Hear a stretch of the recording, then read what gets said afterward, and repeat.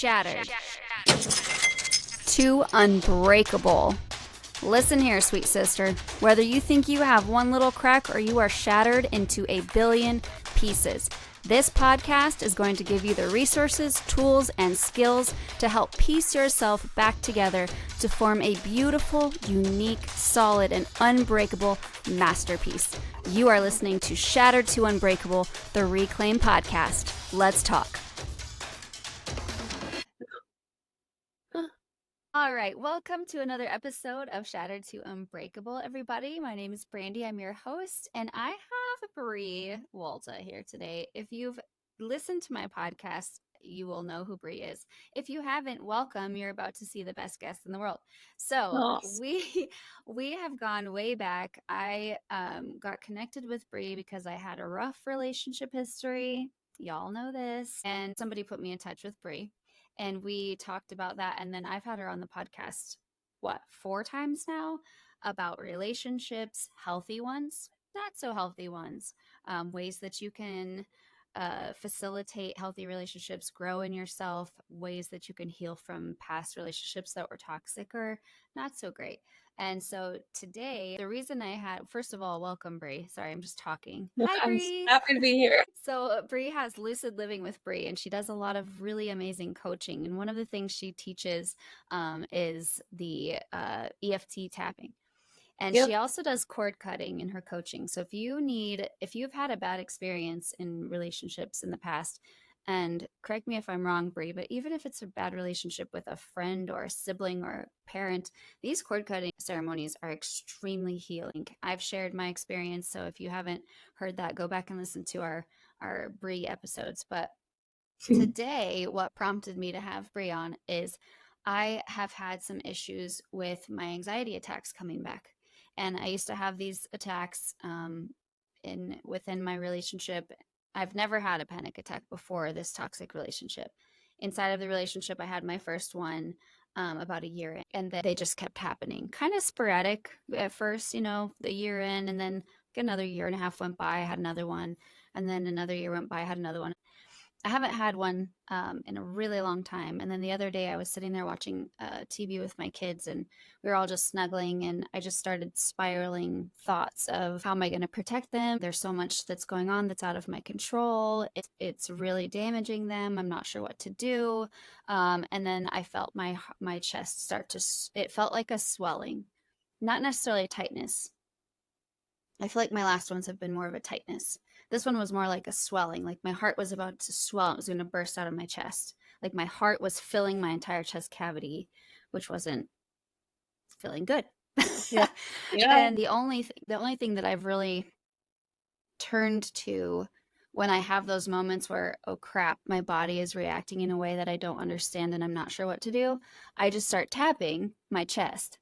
And it's because I've heard Bre talk about this, and so I wanted to have Bre on because this is the only thing that's been helping me is the tapping. And it's what I call a nervous system reset. It helps your body figure out like, okay, what's happening in your brain isn't real and it's not happening right now. Let's pull something real. And this feeling of, I don't know, just like this localized feeling of sensory touch is real. And I can focus on this.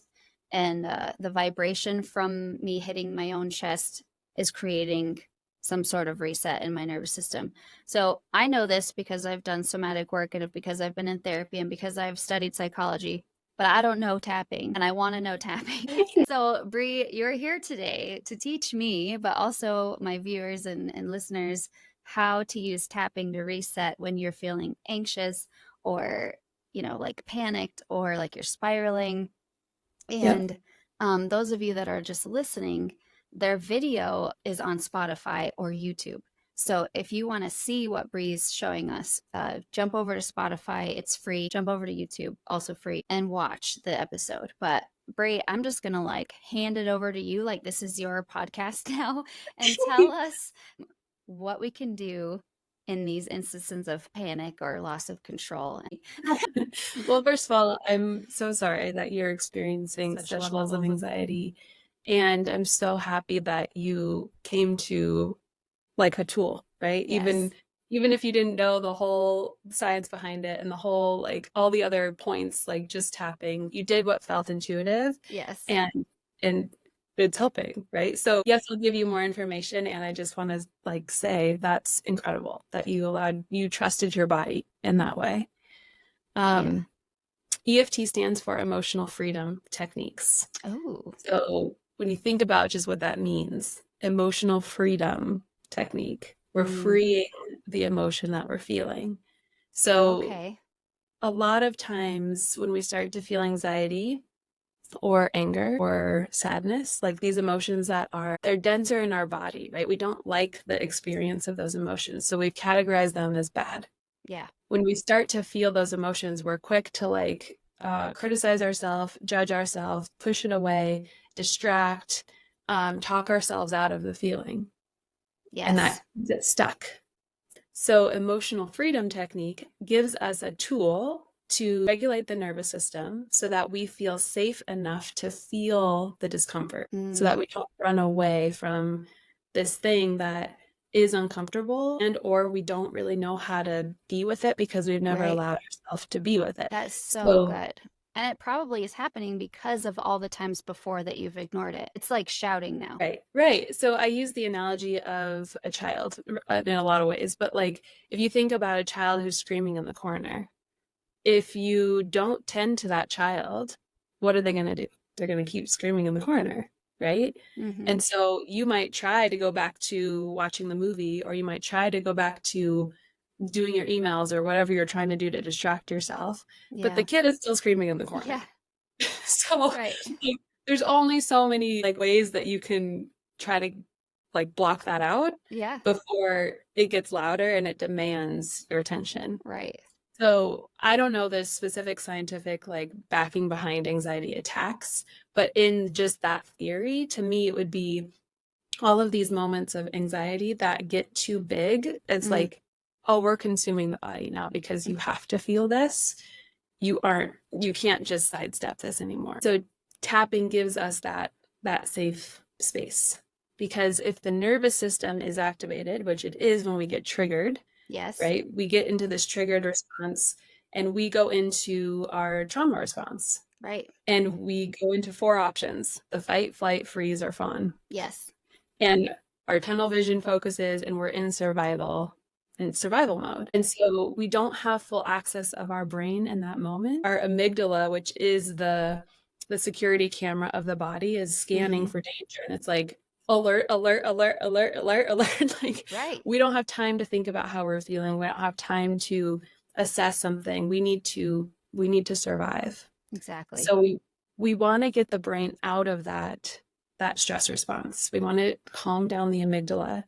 And what's so cool about tapping is it is evidence-based. So they've done studies and what the brain activity does while we're tapping. And the activity in our amygdala actually decreases while we're tapping. So it is a body up approach, which means that we are using the body to signal to the brain that we're safe. Instead of the brain trying to convince the body that we're safe. Which is because that's much harder to do when your body is overriding your brain. Yeah, exactly. Okay, that makes in the experience sense. like it's all chemical responses based on a stimulus. So if you have a stimulating thought, before you can even finish the thought, your body is reacting based on a memory or, something in your body that's like, oh crap, we can't do this again. Yes. Yeah, your body is so quick to protect you, and that's such a beautiful ingrained pathway that we have, where our body just kicks in and is like, okay, we need to run, we need to fight, we need to prepare. It's not like you feel the stimulus and then your body's like, is it okay to give you an anxiety attack now? We can't control the feeling that comes in, right? We just have to work with the feeling when it's there and allow that energy to discharge. Right. Because also what's happening in that moment is the stress cycle, right? You think about it like a deer being chased. It's like the deer gets this hit of stress response, like run, run, run, run, run, run to the peak. And then it gets away from the predator. and then it discharges that emotion. It shakes, right? It goes back to its other dear family and like feels that belonging, and the nervous system gets the relief. But if we don't ever let ourselves go all the way through the cycle, we're just getting stuck over and over and over again in these feelings. So tapping, why I love tapping is because it's one of the most accessible ways that we can bring ourselves from the triggered state to the calm state without just trying to convince ourselves that we're okay. So it's the body. The body is doing like the heavy lifting here in signaling to your brain that you're okay. So we have energy meridians that run through our body. If you're familiar with acupuncture, it's the same meridian system that it's from traditional Chinese medicine of where different points in our body signify different things in our body. So they have found that these specific points, when we activate them by tapping, it's acupressure, right? When we activate them by tapping, it's signaling to our nervous system that we're safe. So there are specific points that you can use in this moment of trigger. But you coming here was actually, this is one of the master points. So the collarbones is one of the points that we use in the recipe is what it's called. But if you use one hand, you still hit those two points that you would use with hands. Yeah. So that's one of the master points that, again, if people listen to this and forget all the points that we talk about, come to the chest. It's right over your heart. Yeah. Makes sense. Okay. Yeah. So it's on the meridian system. So it's the body signaling to the brain. There are specific things that you can say at each point, and I'll give like a kind of overview of that. But if you're new to tapping is better than not tapping. So if you're like, I can't tap because I don't remember exactly what to say here at this point. What the bigger basis of tapping, in my opinion, is like, we're just giving space to feel what's happening. So if you think about it, like you're just tapping while you're talking out loud about what's happening in your body and in your mind, that's perfect. You're just naming the emotion that you're having, you're naming the physical sensation that you're having, and you're observing what happens as you keep giving so much space to this emotion so that you can free it and allow it to move.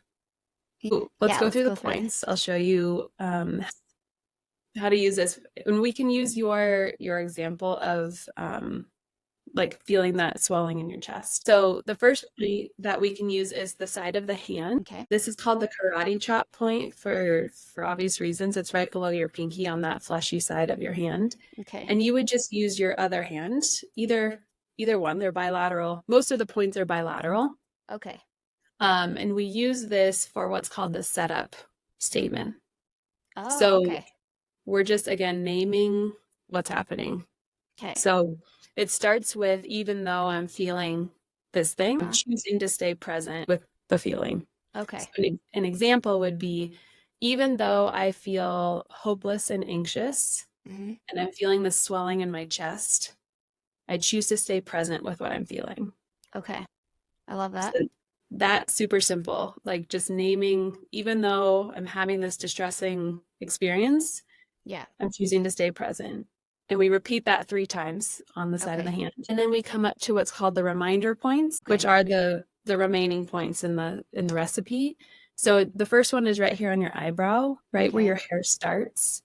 And typically we use 2 fingers. Ooh, I like that already. It just feels good. It feels good. All of them feel good. The touch in general feels good, right? Yeah. So 2 fingers and typically like 7 taps per point, but it's really more of an intuitive way that I move around the points. So eyebrow point, side of the eye, which is right under your temple. Squishy part behind your eye bone. Under the eye, which is, you'll feel the eye bone like pretty close to your actual eyeball. And then we come under the nose. This is the first unilateral point. So we can't use 2 hands here because you actually hit different points. So use one hand at the nose, and then the chin, and then the collarbones. So right underneath your collarbone, you'll feel like a squishy like a softer space. Uh-huh. You can also find this by if you have your arms just hanging down Yeah. and you let them like flop up on your chest, Oh, right under your collarbones.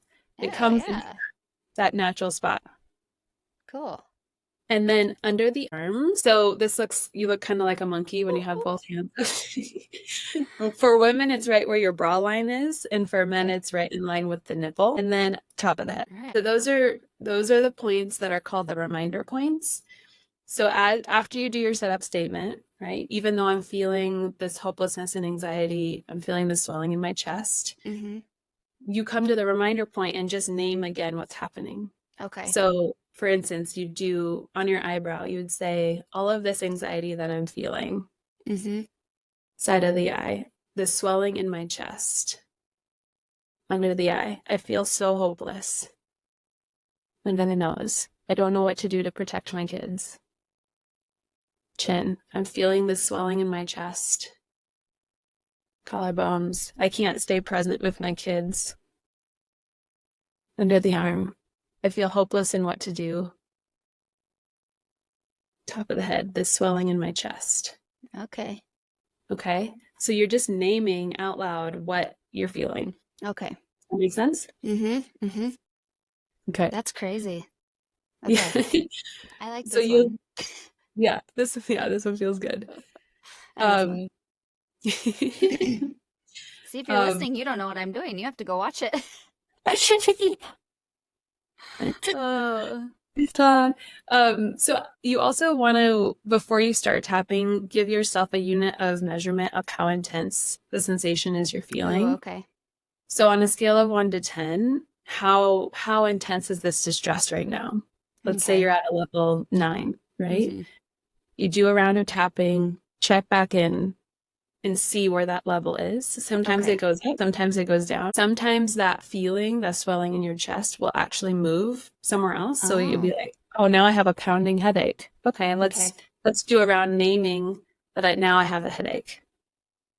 So you adjust sort of what you say based on what you're experiencing. That's really good because there's a book, Your Body Keeps a Score, and it talks about how you will have anxiety trapped in different places from different experiences you've had in the past. Because then you can, like you said, the cycles are going to let all these things out that have been trapped. Maybe your first cycles are going to be like, there's a lot coming out. Yeah. But so would you, this is just set up. So if you're going to do another cycle, you start at the eyebrow, right? Instead of the hand. Mm-hmm. So, and this is really personal preference of if you have the sensation, if the sensation is just going up or down and hasn't like moved location, Mm-hmm. or you're not feeling a different emotion. Okay. So, for example, if you're starting with anxiety and the swelling in your chest, you do a round and then all of a sudden you're feeling a pounding headache and you're scared, Okay. right? Those are two different feelings, and a somatic feeling and an emotion. So you would start with the side of the hand because it's a different thing that's happening. But if it's just going up or down in the same swelling in your chest, you can just go back to the eyebrow. Okay. And That this makes is the sense. part where it can start to feel a little overwhelming for people, like, wait, when do I do what and what do I say? Okay. So if all else fails, just keep tapping and speaking out loud what's happening. That's all we're doing. Yeah. Okay. Yeah, especially if you're just you're not going to remember in the moment. You know, Yeah. your body's just in chaos. Like for me, it was just like I needed to tap on something. Yeah. Yes. And Yeah. it worked still. I mean, Yep. just knowing that there was something real happening that Yeah. wasn't what was going on in my brain. It's just all I kept thinking. And then I was able to kind of calm down and enjoy the movie with my kids. And then, I still thought about it later, and it was still a really hard thing to think about. And it still is a really hard thing to think about. And I struggle with it daily. And, this is not a magic pill or anything. It's just a way to cope in the moment so that you can function throughout the day. It's all about aligning your actions with your beliefs so that you can find joy, peace, and meaning in life. That way, your kids have a good example. They grow up to do the same. We change generations, but it all starts with you. And if you're out of control, I'm speaking a lot to the moms right now. If you find yourself yelling a lot, if you find yourself shutting down, kids are trying to talk to you and you're like not even there. Or if you're scrolling your phone to escape and not spending time with your family, what are you escaping from? If you put your phone away, what thoughts and feelings come up that you're avoiding?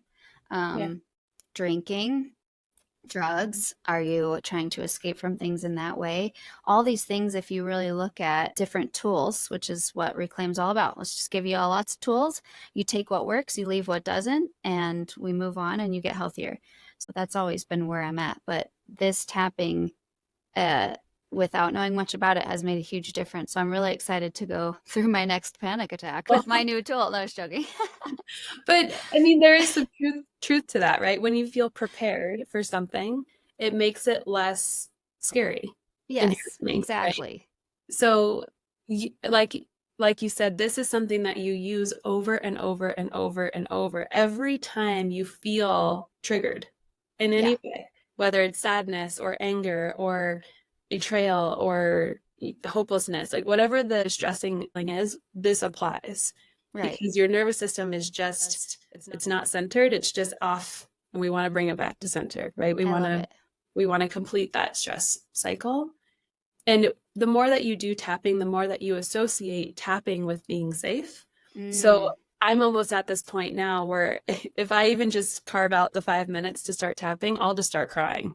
And it's just like, my body just knows that, okay, we have this like container of sorts. It's a safe space. Oh, I love that. It's a safe space because I've just taught my body that when we're doing this, we're safe, and the body's saying that to the body too. But it's a good tangible way to start working somatically, because you're also using your analytical like voice in it. Right. It's not like you're just sitting down and trying to breathe and feel sensation, which could feel really foreign to some people. Right. It's like, oh, I'm going to use the body, but I'm also going to use the thing that's that I've practiced more, talking out loud, trying to understand what's happening. Yeah, and so, like a lot of people, they've lived in such this high cortisol fight or flight. They're stuck on, stuck off kind of. You have no idea what to say or do when you feel that way, because obviously if you did, you would have done it by now. And so this is something new to try. Like she said, don't try to be perfect at it. But the nice thing about this video is you can go back and watch this podcast episode as many times as you want.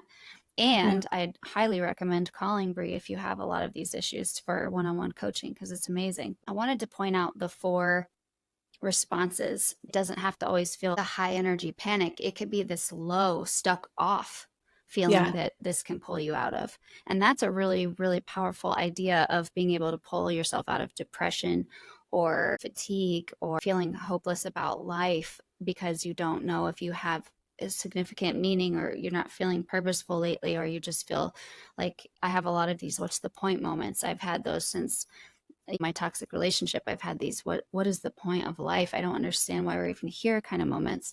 This is going to help you pull out of any of those things. So stress doesn't always look like chaos. Stress can look like a shutdown. I hear a lot of people say it's a numbing feeling, like I just feel numb. This can help with that too. Absolutely. Yeah.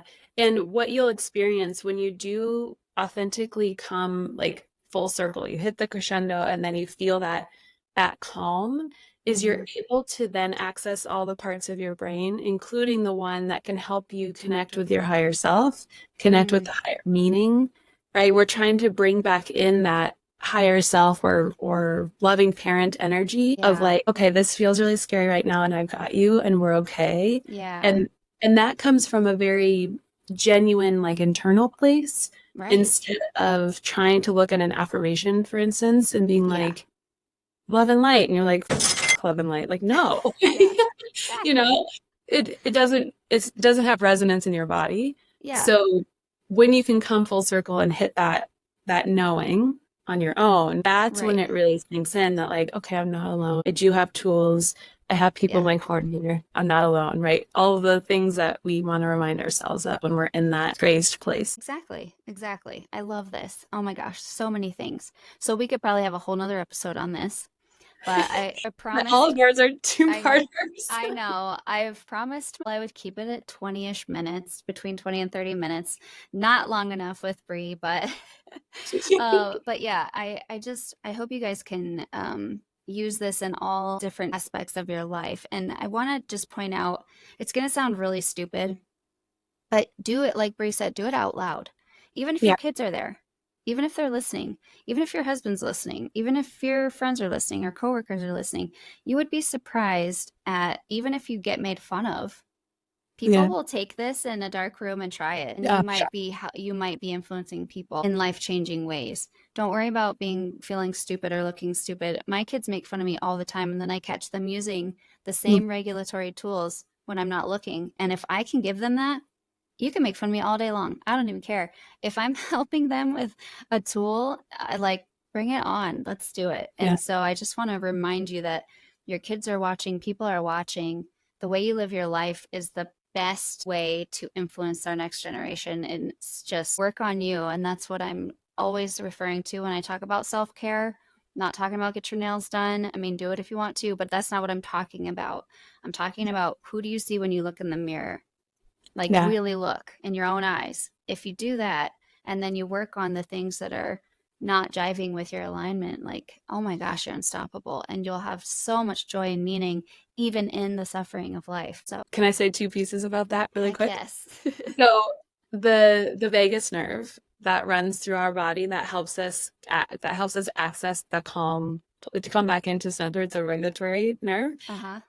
When you use your voice, it stimulates that nerve. So literally, it does help for when you're saying things out loud. Humming and singing are also 2 ways to stimulate that part of the vagus nerve to help bring calm. And then to your point about letting your kids watch, you're also showing them that it's okay to feel feelings and move through the feeling, and then that you're okay on the other side. Yes. I know for our generations growing up, we didn't witness our parents feel feelings and then be okay after, right? It was either nobody felt feelings or they felt them in private, and you're like, is everything okay? Kids are concerned. They don't know what's happening in there. Right. So for you to be that example of, I'm feeling sadness. Sadness is an okay emotion to feel. I'm going to feel it, safely and responsibly, and I'm going to work with my nervous system. Yes. And not project it out on everybody else. Right. It's incredibly powerful to get to see you do it. Yeah. It's an influence that's unmatched. You can't teach this by talking or having somebody read a book. Live the life you want your kids to live. That's the best way to ensure that they will live that life. Yeah. So, Well, thank you, Bre. Can you tell them how to get a hold of you? And I'll put it all in the show notes too. Yes. So on Instagram, I'm most active there. It's Lucid Living with Bre. My website has all my things, the link to my podcast, the link to coaching, link to free calls. If you want to just explore more about tapping and if it can help, or if you're moving through a painful relationship ending and want help there, go to my website. It's Bre Walta. Yay! Thank you so much. Thank you all for listening and watching. We will see you next week. Stay sparkly. Thanks for listening, you guys. I wanted to let you know our website has changed. Our new website is called thereclaimstrategy.com. I think it is so fitting. We also have a whole university full of free courses and downloads. So please go check that out. It's called the Reclaim University, or Reclaim You. I thought of it all by myself. So proud. And so hop on there and download some resources. Also, I would love for you to share this podcast. The more women we can get in front of, the more women we can save, and the more children we can affect. I love you guys. Stay sparkly. I'll see you next week.